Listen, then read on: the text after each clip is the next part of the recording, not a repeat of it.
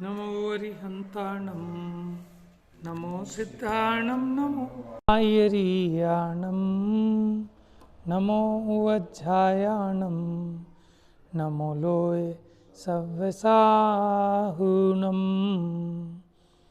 वन्दित्तु सर्वसिद्धे ध्रुवमचलमणो वमं गतिं पत्ते वोच्छामि समय पाहुड नमो सुध केवली भणिदम नमः समय साराय स्वानुभूत्या चकासते चित्स्वभावाय भावाय सर्वभावांतरक्षिदे निज स्वरूप को परमरस जामे भरो अपार वंदो परमानंदमय समय सार अविकार। समय सार जी में सर्व शुद्ध ज्ञान अधिकार 47 शक्तियाँ पूरी हुई। उसके उपरांत ये कलश चला कि अनेक शक्तियों से भरी हुई यह आत्मा है, फिर भी ज्ञान मात्र पने को नहीं छोड़ता। क्रम अक्रम भावों से अनेकाकार होकर भी द्रव्य पर्यायमयी वस्तु चिद वस्तु इस लोक में अपने एक स्वरूप को भी नहीं छोड़ती। फिर इसके बाद कलश नंबर 265 लिया था। अनेकांत की दिव्य दृष्टि से स्वयं देखते वस्तु तत्व की ऐसी व्यवस्था, अरे संत जन, माने ज्ञानी वस्तु के ऐसे अनेकांतात्मक स्वरूप को देखते हैं और स्यादवाद की ऐसी शुद्धि को देखकर जिन नीति को उल्लंघन नहीं करते और ज्ञानी होते हैं।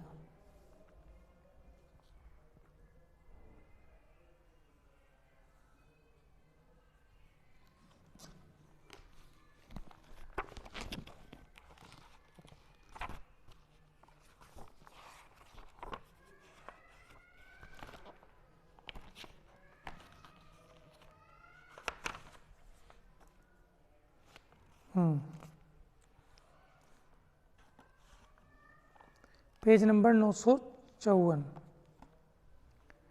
नैकांत संगत दृशा स्वयमेव वस्तु तत्त्वव्यवस्थितिमिति प्रविलोकयन्ता स्याद्वाद शुद्धिमधिकामधिगम्य सन्तु ज्ञानी भवन्ति जिन नीतिमलंघयन्ता। ज्ञानी जिन नीति का उल्लंघन नहीं करता, ऐसी वस्तु तत्व की व्यवस्थिति को अनेकांत संगत दृष्टि के द्वारा स्वयमेव देखते हुए स्यादवाद की अत्यंत शुद्धि को जानकर जिन नीति का, माने जिनेश्वर के मार्ग का उल्लंघन न करते हुए सत्पुरुष ज्ञान स्वरूप होते हैं। तो ज्ञान स्वरूप तो हैं, लेकिन ऐसा पहचानते हैं और उसका लाभ लेते हैं। कल बात कही थी ना कि ज्ञान स्वरूप तो हैं लेकिन उसकी पहचान नहीं है, तो दुखी हो रहे हैं, और जब उसकी पहचान हो जाए तो सुखी हो जाए। करोड़पति तो हैं पैदाइशी, लेकिन खबर नहीं है कि हम करोड़पति हैं, इसलिए क्या हो रहे हैं, दुखी हो रहे हैं।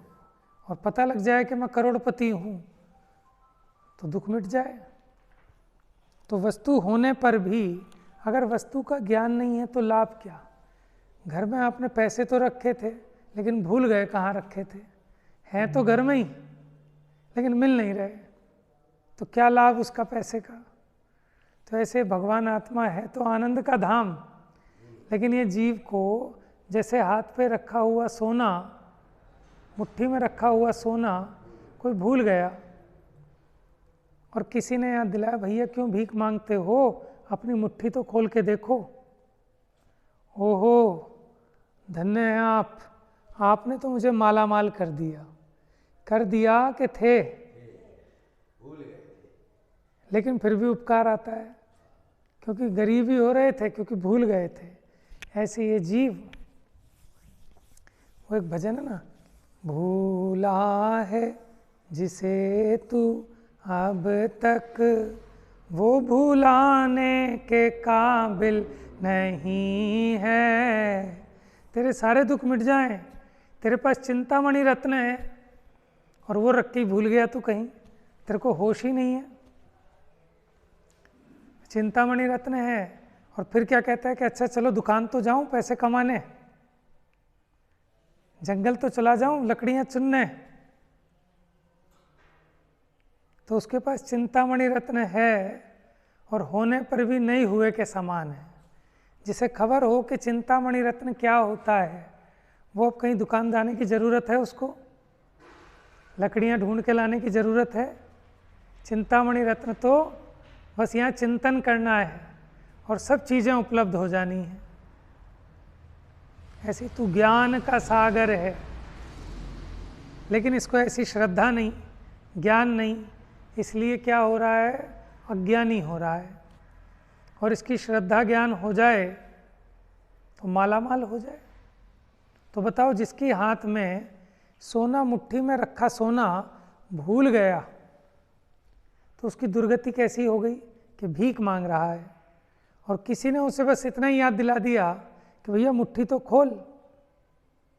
हे जीव तू अपना स्वरूप देख तो जरा, सुख ज्ञान दर्श वीर का आनंद है भरा। शब्द थोड़े भूल गया, दृग ज्ञान सुख वीर का समझ में आया ना। अब देखे तो काम बने, देखा नहीं, उसकी श्रद्धा नहीं आई, आत्मज्ञान नहीं हुआ तो वो श्रद्धान भी नहीं हुआ। और साध्य अवस्था जिससे प्राप्त होती है, ऐसा आत्मा का आचरण भी कैसे उदय को प्राप्त होगा, क्योंकि अज्ञात का श्रद्धान गधे के सींग समान होता है। तो पहले ये जाने अपने स्वरूप को, फिर उसका श्रद्धान हो कि ऐसा ही है, इसका आश्रय लेने से मेरे सारे दुख मिट जाएंगे। अब उसको उस आत्मा का आचरण उदित होता है, उसी को आत्मा का आचरण हो पाता है।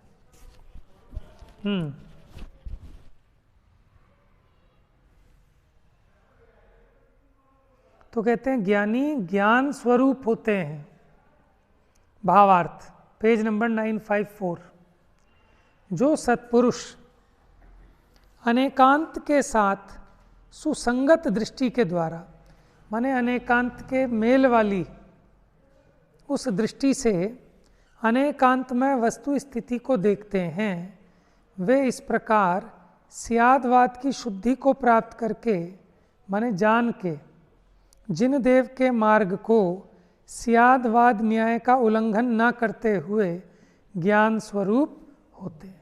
तो हमने भी ये चर्चा की कि ज्ञान स्वरूप है, फिर अज्ञानी हो रहा है, तो इसको ज्ञानी होना है। तो क्या करे, उस ज्ञान स्वरूप को जाने, पहचाने, उसकी प्रतीति करे, तो फिर ये ज्ञान स्वरूप हो जाएगा। तो इस प्रकार अब स्यादवाद की बात पूरी हुई। अब उपाय उपेय भाव के संबंध में कुछ कहते हैं। हमने कहा था ना, परिशिष्ट में दो बातों की चर्चा है। एक तो वस्तु तत्व की व्यवस्था के लिए, स्यादवाद की शुद्धि के लिए उन्होंने अनेकांत का स्वरूप कहा। और अब उपाय उपेय भाव की चर्चा करते हैं। उपाय माने कारण, माने साधन, और उपेय माने साध्य। जैसे मोक्ष दशा ये उपेय है और मोक्ष मार्ग उसका उपाय है। तो वो कहते हैं साध्य आत्मा है और साधन भी आत्मा। आत्मा को ही तो सिद्ध करना है। सिद्ध कौन होता है? आत्मा। तो आत्मा को सिद्ध करना है तो उसको सिद्ध करने का साधन कहीं बाहर में नहीं है, आत्मा ही साधन है। यानी आत्मा को आत्मा से ही सिद्ध रूप करता है। देखिए पेज नंबर 955। आत्म वस्तु को ज्ञान मात्रता होने पर भी, यानी आत्मा ज्ञानमयी है, ज्ञान मात्र है, फिर भी उसे उपाय उपेय भाव है ही, फिर भी उसमें उपाय उपेय भाव है, क्योंकि वह एक होने पर भी स्वयं साधक रूप से, साधक कहते हैं साधना करने वाला, और सिद्ध रूप से दोनों प्रकार से परिणमित होता है। ये आत्मा एक, और यही आत्मा साधक रूप से भी परिणमित होता है और सिद्ध रूप से भी परिणमित होता है। उसमें जो साधक रूप है वह उपाय है, और जो सिद्ध रूप है वह उपेय है। इसलिए अनादिकाल से मिथ्या दर्शन ज्ञान चारित्र द्वारा स्वरूप से च्युत होने के कारण संसार में भ्रमण करते हुए सुनिश्चलतया ग्रहण किए गए व्यवहार सम्यक दर्शन ज्ञान चारित्र के पाक की प्रकर्ष की परंपरा से क्रमशः स्वरूप में आरोहण कराए जाते इस आत्मा को, माने क्या कह रहे हैं कि अनादि से मिथ्या दर्शन ज्ञान चारित्र के कारण अपने स्वरूप से च्युत हुआ था। अब संसार में भटकते हुए जब सुनिश्चलतया, सुनिश्चल मैंने भले प्रकार से स्थिर होकर व्यवहार सम्यक दर्शन ज्ञान चारित्र के पाक, पाक मैंने होता है परिपक्व होना, मैच्योर होना, पूर्ण होना। तो जो व्यवहार सम्यक दर्शन ज्ञान चारित्र है उसकी पूर्णता के प्रकर्ष, प्रकर्ष मैंने उत्कृष्ट परंपरा से क्रमशः स्वरूप में आरोहण कराए जाते इस आत्मा को, माने अपने स्वरूप में लीन होते इस आत्मा को अंतर्मग्न जो निश्चय सम्यक दर्शन ज्ञान चारित्र रूप भेद है, तद्रूपता के द्वारा स्वयं साधक रूप से परिणमित होता हुआ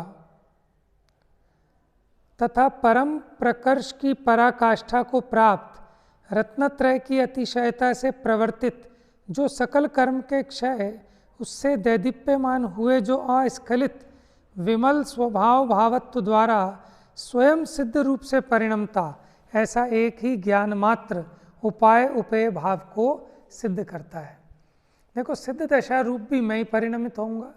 मैं जो ज्ञान मात्र आत्मा हूँ मैं ही तो सिद्ध दशा रूप से परिणमित होऊंगा, और उसका कारण बिल्कुल वही है। देखो, ध्याता भी मैं और ध्येय भी मैं, ठीक है। जो सिद्ध दशा प्रकट होगी वो भी मैं ही होऊंगा, सिद्ध रूप परिणमित। लेकिन वो सिद्ध दशा को प्रकट करने का जो कारण है, जो साधक दशा, रत्नत्रय की दशा, तो रत्नत्रय रूप भी मैं परिणमित हुआ, यानी कारण भी मैं हूँ और कार्य भी मैं ही हूँ। मुझे अपने सिद्ध स्वरूप की प्राप्ति के लिए बाहर का कोई कारण नहीं चाहिए। देखो, मोक्ष का कारण क्या है? सम्यक दर्शन ज्ञान चारित्राणि मोक्ष मार्ग। तो मोक्ष रूप कौन परिणमित होगा? मैं परिणमित होऊंगा। तो मोक्ष का कारण क्या है? सम्यक दर्शन ज्ञान चारित्र, उस रूप भी मैं ही परिणमित होऊंगा। तो एक आत्मा, ये जो ज्ञान मात्र आत्मा है, ये साधक रूप भी परिणमित होता है और ये ही सिद्ध रूप भी परिणमित होता है कि भगवान कोई अन्य हो और दास कोई अन्य हो, ऐसा नहीं। मैं ही मेरा कर्ता धर्ता, मैं ही मेरा मालिक। उनके यहाँ तो एक भगवान है और एक भगवान दास है। भगवान दास हमेशा दास रहेगा, वो दास कभी भगवान नहीं बन सकता। यहाँ तो कह रहे हैं जो साधक है वही सिद्ध बन जाता है। तो ये कि अकेला ज्ञान मात्र आत्मा ये ही उपाय है, ये ही उपेय भाव को प्राप्त होता है। भावार्थ जो अभी कर रहा है वो व्यवहार है, हाँ, और जो अपने में स्थिर है वो निश्चय, मतलब ये तो बात ठीक है। अब जो अपने में स्थिर हो रहा है ये निश्चय सम्यक दर्शन ज्ञान चारित्र, अब ये साधन है किस चीज़ का? सिद्ध दशा का। तो साधक रूप कौन परिणमित हुआ? ये अपने स्वरूप के ज्ञान श्रद्धान आचरण रूप जो स्वयं मैं ही परिणमित हुआ, तो मैं ही सिद्ध दशा रूप भी मैं ही परिणमित होऊंगा। तो साधक भी मैं और साध्य भी मैं ही हूँ।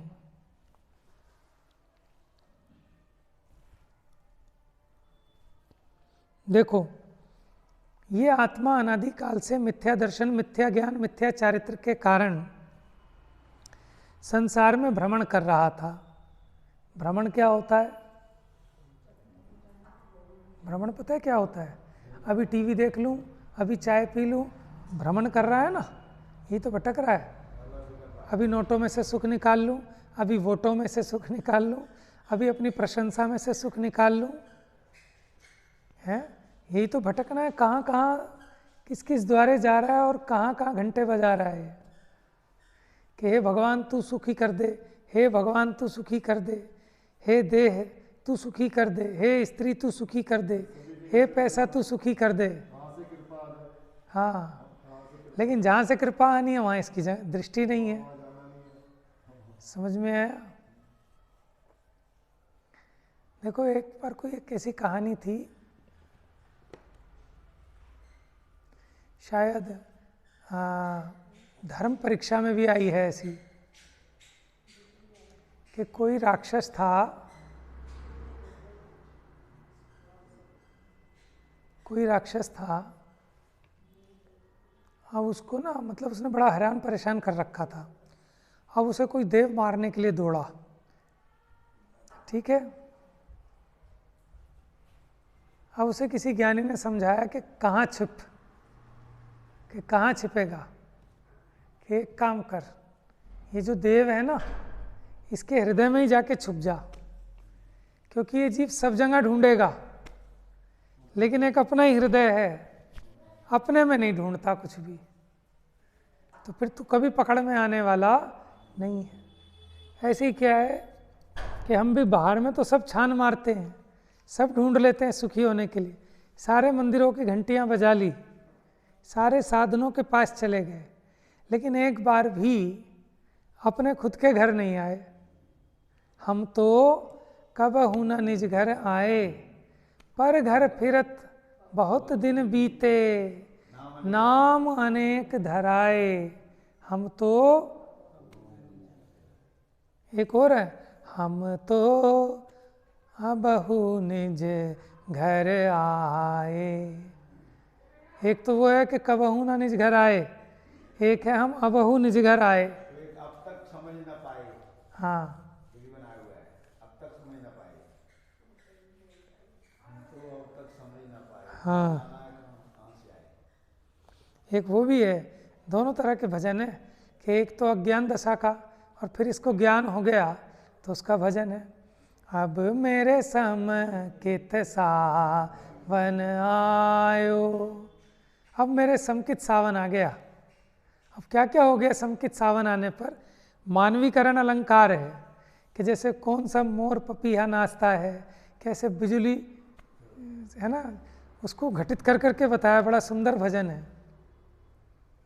तो पढ़ने चाहिए ऐसे, स्वाध्याय के बाद ऐसे आध्यात्मिक भजन एक आध पढ़ने जाने चाहिए। पुराने भजन दौलत राम जी के, भूधर दास जी के, ध्यानत राय जी के, माने जो हमने स्वाध्याय में सुना है, अब उसे पचाना है, ये है ना।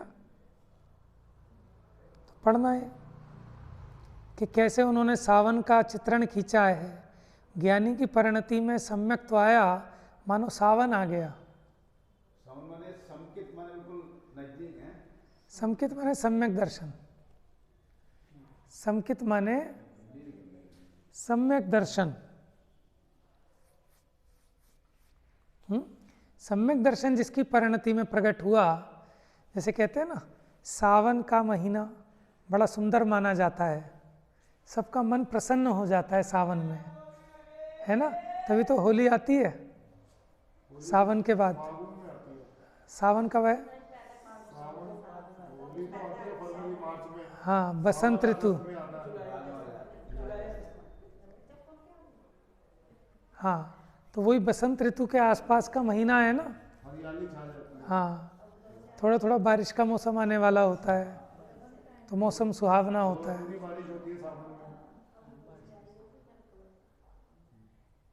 तो चलो मिलेगा ना, तो हम निकाल के कल आपको सुनाएंगे समझ के पढ़ोगे तो मज़ा आएगा। हाँ निकाल लो। हाँ तो अभी स्वाध्याय के बाद 5 मिनट पहले ख़त्म करेंगे। निकाल लो, अब बैठो आप ही सुनाना, हम समझा देंगे।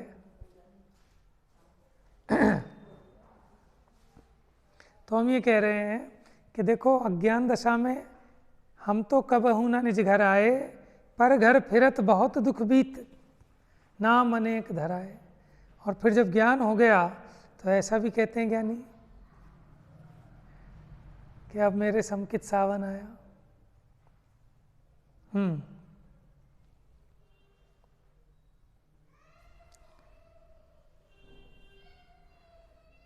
भावार्थ तो ये समझ में आ गया। अनादिकाल से मिथ्या दर्शन ज्ञान चारित्र के कारण संसार में भ्रमण करता था। संसार में भ्रमण करने का मतलब ये है कि हर एक के दरवाजे खटखटाता था। जा रहा है ना इसका उपयोग हर एक जगह कि शायद यहाँ से सुख निकल जाए, चलो यहाँ से नहीं निकला, आप दिल्ली में थक गए, चलो कश्मीर घुमाएं, चलो नहीं भाई अब चलो कहीं बाहर विदेश घुमाएं, यूरोप घुमाएं। समझ में? इसी का नाम है संसार परिभ्रमण। यहाँ भी बैठे हैं तो परिणति बाहर बाहर भागती है कि चलो ये पहन लें, ये ओढ़ लें, ये ले आएं, वो खर्च लें, ऐसा कर लें, वैसा कर लें। इसी का नाम है संसार परिभ्रमण। मोह राग द्वेष में आत्मा का भ्रमित होना, भटकना, इसी का नाम संसार परिभ्रमण है। जीव की परिणति में उत्पन्न होने वाले मोह राग द्वेष भाव वास्तव में यही संसार है।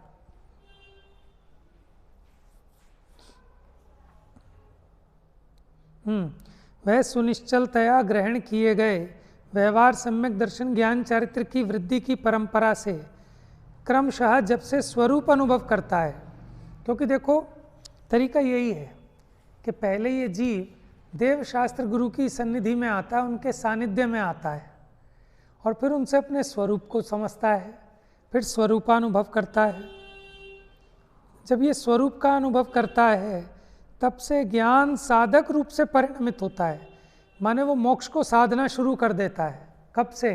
स्वानुभूति होती है तब से, माने चौथे गुण स्थान से मोक्ष मार्ग का उद्घाटन हो जाता है।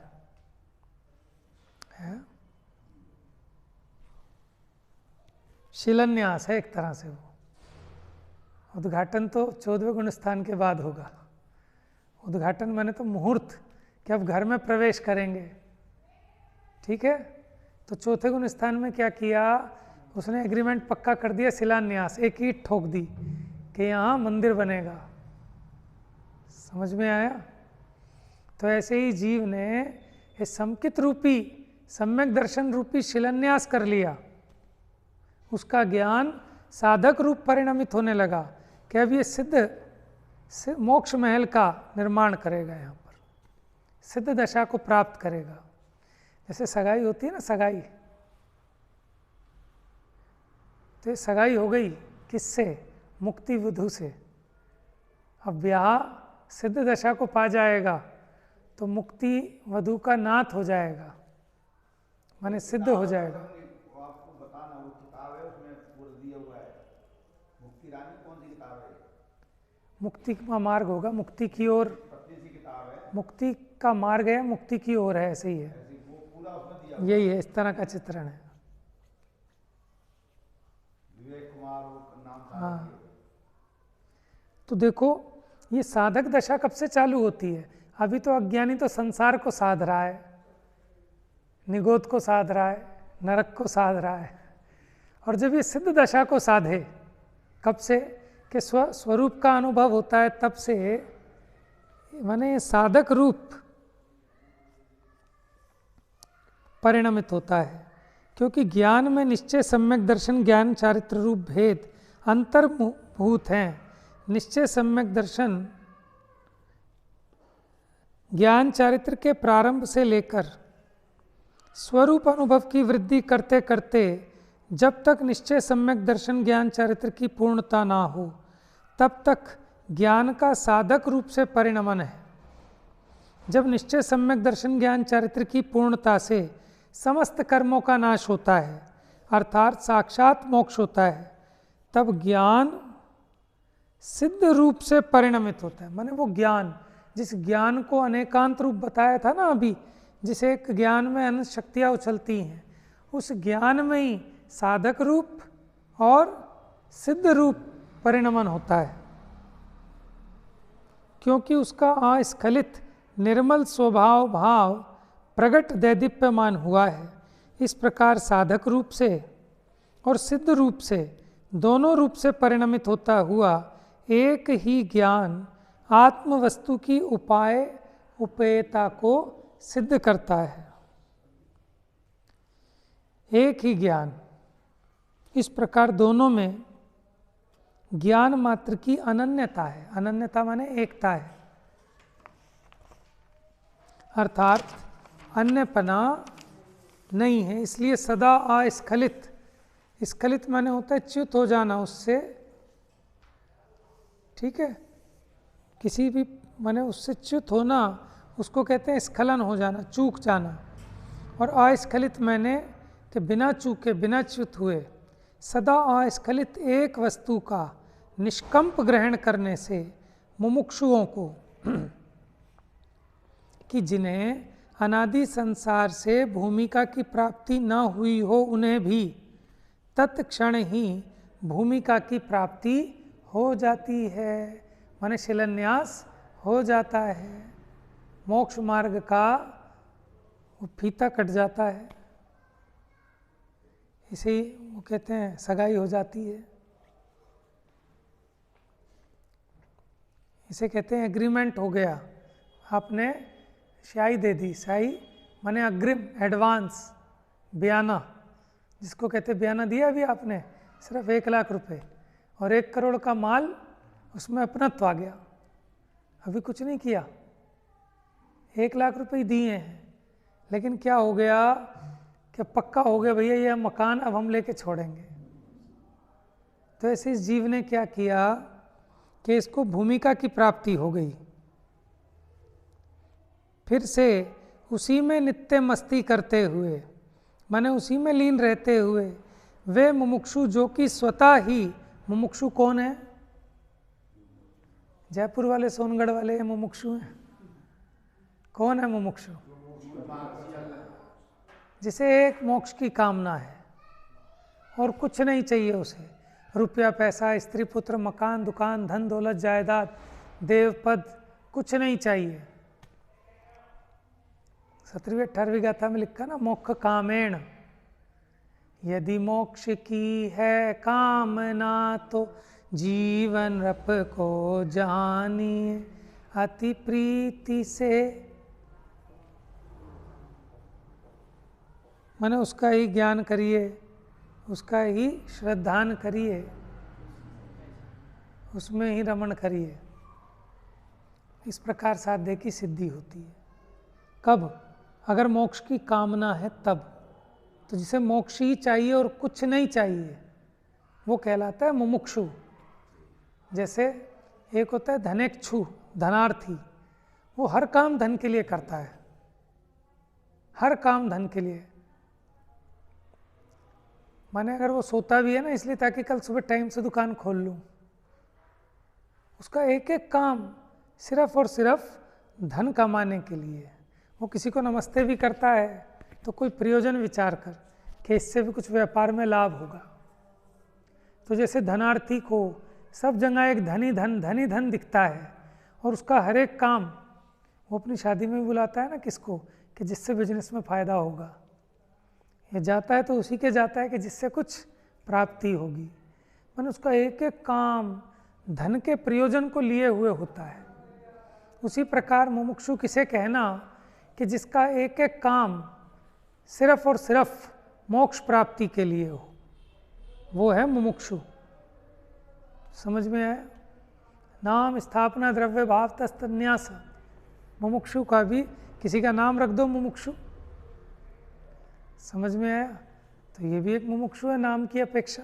किसी में स्थापना कर दो, कोई पहले था अब भ्रष्ट है तो भी उसको मुमुक्षु कहा जाता है, अथवा आगे होगा अभी नहीं है तो भी मुमुक्षु कह देते हैं। लेकिन हम तो उसकी बात कर रहे हैं कि जो भाव रूप से मुमुक्षु है, वर्तमान में एक मोक्ष के सिवाय उसे कहीं और सुख नज़र नहीं आता। और मोक्ष भी वहाँ नहीं है, मोक्ष यहाँ है, क्योंकि बंध भी यहाँ है तो मोक्ष भी यहीं होगा। उसके बाद तो जो मुक्त हो जाते हैं ना, फिर उनके रहने के लिए कहीं और जगह रहती नहीं, तो वहीं जाते हैं बेचारे। हाँ, संसार में कौन रखेगा ऐसे जीवों को? बताओ आप, किसी काम के नहीं ना आप। अब आपका उपदेश भी नहीं होगा, किसी का आपसे क्या प्रयोजन सिद्ध होगा? आप बताओ।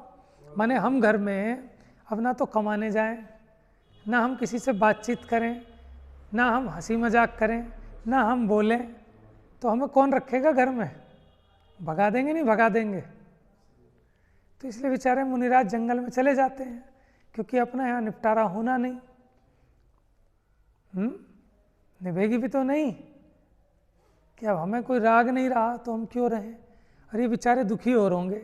अपने घर में कोई ऐसा वैरागी हो जाए प्राणी, तो परिवार वाले परेशान हो जाते हैं, डिस्टर्ब हो जाएंगे। समझ में आया? इसलिए ऑटोमेटिक सहज ऐसी व्यवस्था है कि उनका मन भी नहीं लगता है यहाँ घर में, और वो किसी के काम के भी नहीं बचे। तो घर वाले भी सोचते हैं जा भाई। शुरू में ही एक आध दिन रोना होना होता है। मैंने कोई बीमार पड़ा था 5 साल से कोमा में, बिस्तर पे लैट्रिन बाथरूम सब हो रहे थे, बुरी हालत थी। समझ में आया? तो घर वालों के भी एक दिन ये भाव बनने लगते हैं कि बस भगवान अब तो मिट्टी उठा ले, भले ही आपका कितना ही प्रिय क्यों ना हो। समझ रहे हैं आप? ऐसी जगत का स्वरूप है कि यहाँ सबको अपने राग के हिसाब के चाहिए। किसी को अगर त्यागी भी चाहिए, ज्ञानी भी चाहिए, सब चाहिए ना, तो अपने राग के अनुकूल। अब कोई ऐसा त्यागी हो, ऐसा ज्ञानी हो जो आपसे बात ही ना करे, आपको उपदेश ही ना सुनाए, तो आप कहोगे भैया हम क्या करें ऐसे ज्ञानी का, जाओ भैया आप जंगल में। समझ में? तो सुमेल है। सहज में वो ज्ञानी की ऐसी दशा होती है कि अब उसका निपटारा नहीं होता घर में, और किसी को दुखी भी नहीं करना उसने, किसी से कुछ मांगना भी नहीं। तो सहज में उनके लिए जंगल अनुकूल पड़ता है। ऐसे सिद्ध भगवान के लिए ये संसार अनुकूल नहीं पड़ता। तो सहज में ही सिद्ध दशा पे स्वभाव भी आत्मा का और दुगमन का, और उसके आगे धर्म द्रव्य नहीं है तो वहीं तक गमन होकर ठहर जाते हैं। कहाँ है सिद्ध भगवान? हाँ, नहीं तो क्या समझते हैं लोग, सिद्ध शिला पर है। सिद्ध शिला पे नहीं है, सिद्ध शिला तो बहुत नीचे है, भगवान तो बहुत ऊंचे हैं उससे। ये देखो यहाँ बनाया हुआ ना सिद्ध शिला, ऐसे नहीं है,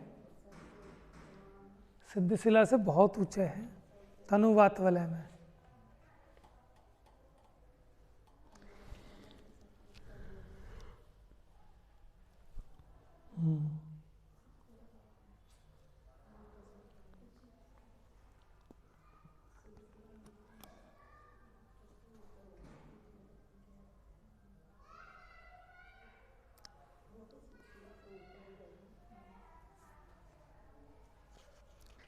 इसलिए सदा अस्खलित एक वस्तु का निष्कंप ग्रहण करने से मुमुक्षुओं को, कि जिन्हें अनादि संसार से भूमिका की प्राप्ति न हुई हो, उन्हें भी तत्क्षण ही भूमिका की प्राप्ति होती है।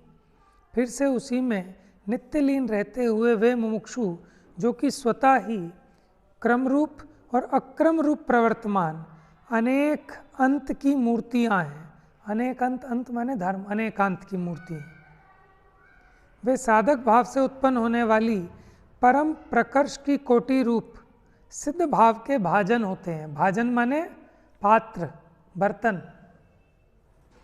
परंतु जिसमें अनेक अंत यानी धर्म गर्भित होते हैं, ऐसे एक ज्ञान मात्र भाव रूप इस भूमिको को जो प्राप्त नहीं करते, वे सदा अज्ञानी रहते हुए ज्ञान मात्र भाव का स्वरूप से अभवन और पर रूप से भवन देखते हुए, माने वो क्या मानते हैं, ज्ञान मात्र भाव पर से होगा, अपने से नहीं होगा, उल्टा। ऐसे ही जानते हुए, आचरण करते हुए मिथ्या दृष्टि, मिथ्या ज्ञानी, मिथ्या चारित्री होते हुए उपाय उपेय भाव से अत्यंत भ्रष्ट होते हुए संसार में परिभ्रमण ही करते हैं। तो यानी यहाँ क्या प्रेरणा दे रहे हैं कि वो अनेकांत स्वरूप को जानो, मानो, है ना, और उसी में लीन हो जाओ। अब आप भजन पढ़ दो, एक एक पैराग्राफ ले लो, एक कल ले लेंगे।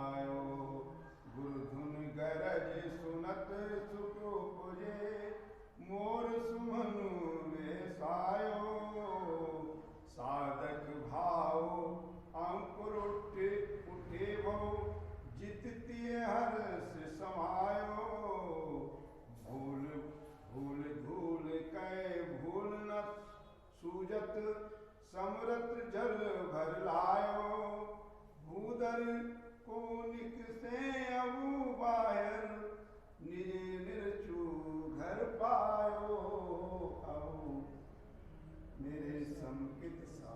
ये पढ़ा लिया, पढ़ ले तो बहुत अच्छा उसमें आ सकता है। बहुत बढ़िया है। पढ़ा नहीं इसको, पढ़ ले शब्द तो सही है। देखो सारा वर्णन कर दिया है ना, फटाफट एक एक बताओ। पहले पावस, पावस किसको कहते हैं? वो जो ठंडी पवन चलती है, पूर्वाई है, क्या बोलते हैं उसको?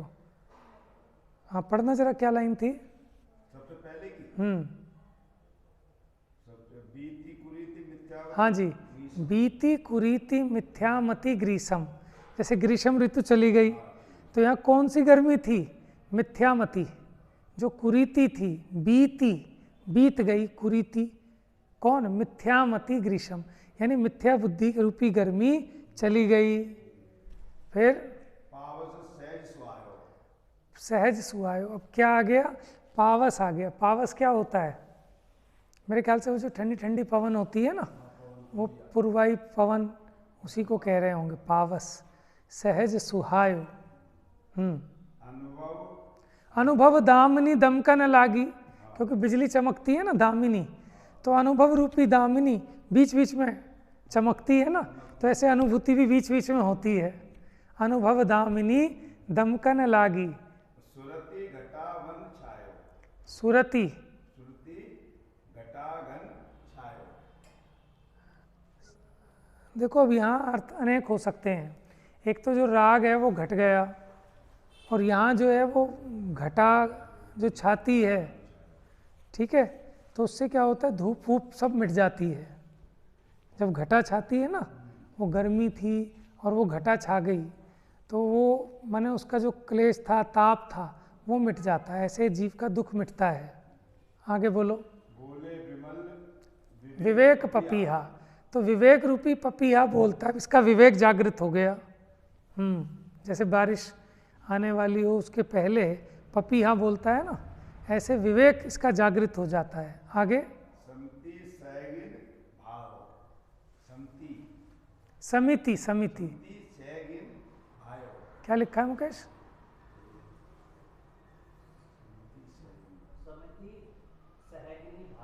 हाँ ला मेरे को दे दे।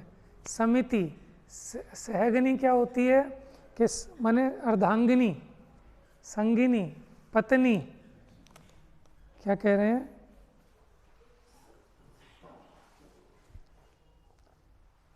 समति सहगनी भायो।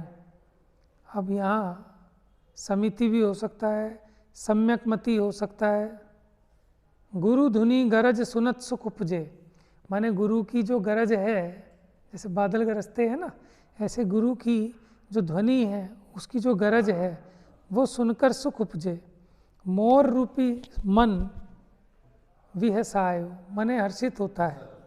साधक भाव अंकुर उठे बहु, अंकुर उगने लगते हैं ना, तो ऐसे साधक भाव के अंकुर हो गए। साधक भाव की बात चली थी ना।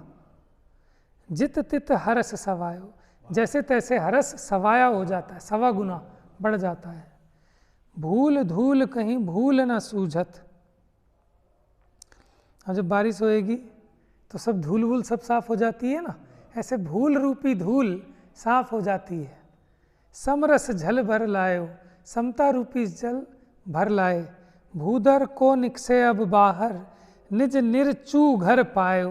क्या अब बारिश हो गई, अपने घर से कौन बाहर निकलेगा जब अपना घर इतना अच्छा है कि निर्चू, इसमें से कुछ भी लीक नहीं होता पानी। तो ऐसे मैंने अपना निर्चू, निर्चू माने सब प्रकार से पक्का, कि यहाँ कोई भी दुख कष्ट आने वाला नहीं है। जब मैंने ऐसा घर पा लिया तो अब कौन बाहर निकलेगा अपने स्वरूप से, तो अपने स्वरूप में अब हम लीन हो जाते हैं। ठीक है। जा वाणी के ज्ञान से सूझे लोकालोक,